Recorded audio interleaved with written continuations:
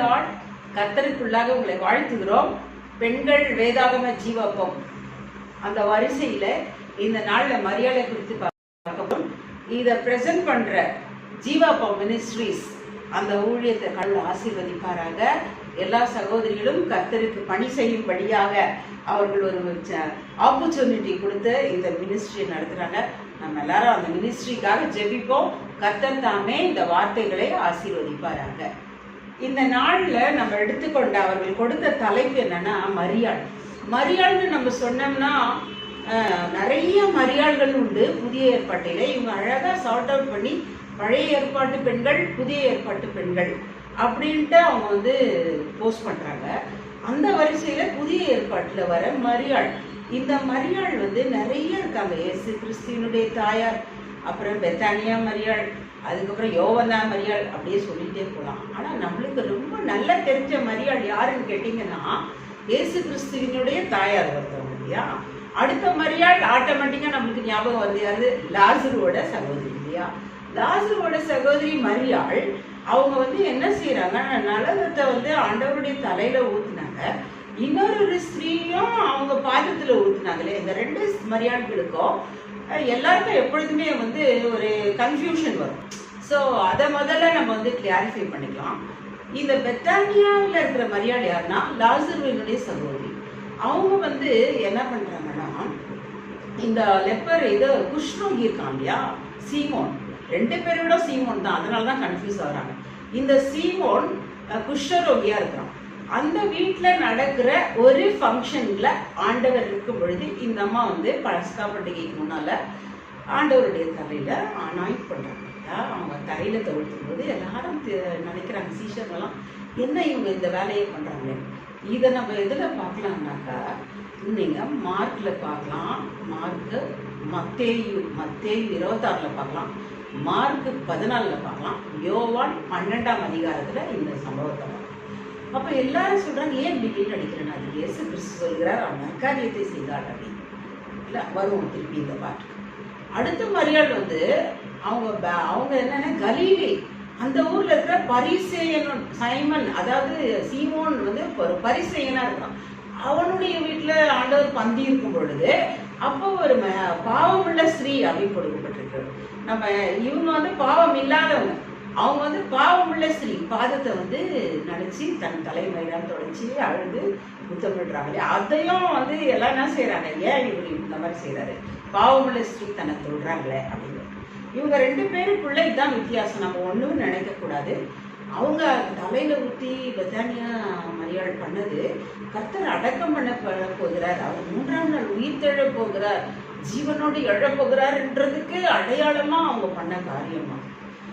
இவங்க கர்த்தருடைய பாதத்துல விழுந்து என்ன எழுதாங்கன்னா ஒரு பாவ உணர்ச்சி. கர்த்தருடைய பாதனாலே ஒரு பாவ உணர்ச்சி தான் இல்லையா. நம்மளுக்கு பாதத்துல போய் விழுந்துட்டாலே ஒரு பாவ உணர்ச்சி கொண்டவர்களாக தான் நம்ம இருக்கோம். அப்போ இவங்களுடைய இது என்னன்ற வேத வல்லுநர்கள் சொல்றாங்கன்னா, பாவத்தை மன்னிக்க தெய்வகுமாரனுக்கு அதிகாரம் உண்டு என்பது இந்த மரியாள் காமிச்சது. பாவம் உள்ள ஸ்திரீ மரியாள் அவங்க காமிச்சது.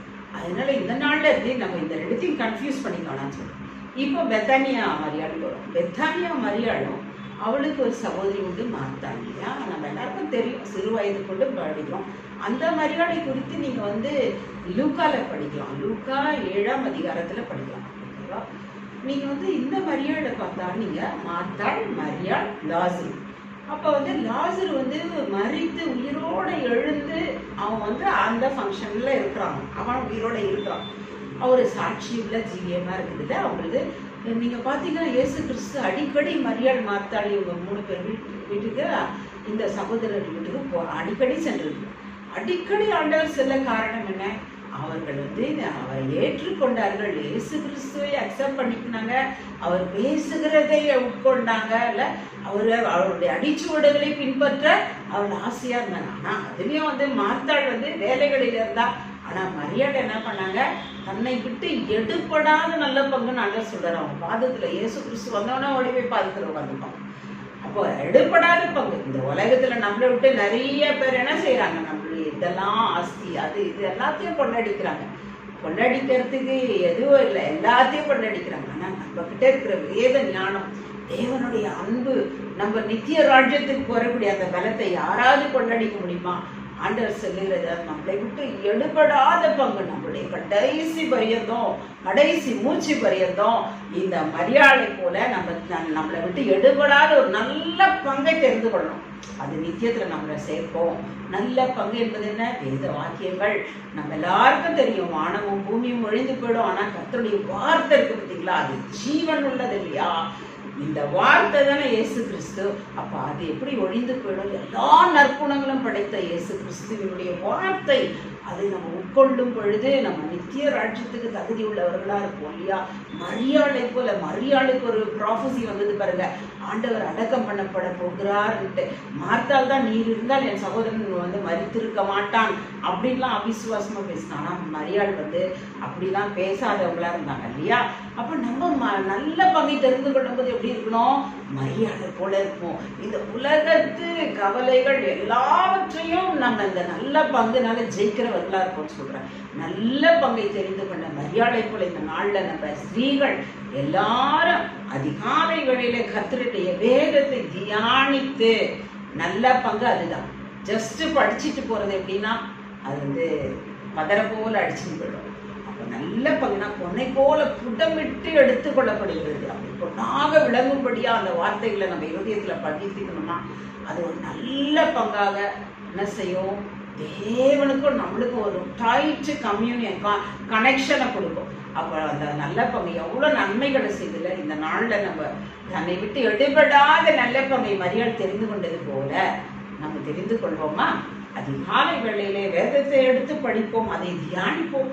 கர்த்தர் அந்த வார்த்தையின் மூலம் நம்மளோடு இடைப்படுவார். நம் கூட இடைப்படுகிற தேவன் அதை மற்றவர்களை பறைசாற்றி ஆத்துமாக்களை நித்திய ராஜ்யத்திற்கு சேர்க்கும்படியான ஒரு நல்ல தருணத்தை கொடுப்பார் இல்லையா? அதனால இந்த நாள்ல நம்ம மரியாதை போல நல்ல பங்காகிய இந்த பொக்கிஷத்தை, இந்த போஜனத்தை உட்கொண்டு வாழ்வோம்னு சொல்றேன். இந்த இயேசு கிறிஸ்துவின் நாமத்தில் ஆமென். இந்த ஆப்பர்ச்சுனிட்டி, கர்த்தருடைய வேதத்தை, இந்த வேத பகுதியை பறைசாற்றும்படியா சான்ஸ் கொடுத்த சகோதரி சிசிலா அவர்களுக்கு நன்றியை தெரிவிக்கிறேன். கர்த்தர் அவர்களையும், அவர் மினிஸ்ட்ரி, அவர் குடும்பத்தார், இதுல பங்கு பெறுகிற அத்தனை சகோதரிகளும் கர்த்தர் அதிகமாய் ஆசீர்வதிப்பார். ஆமென்.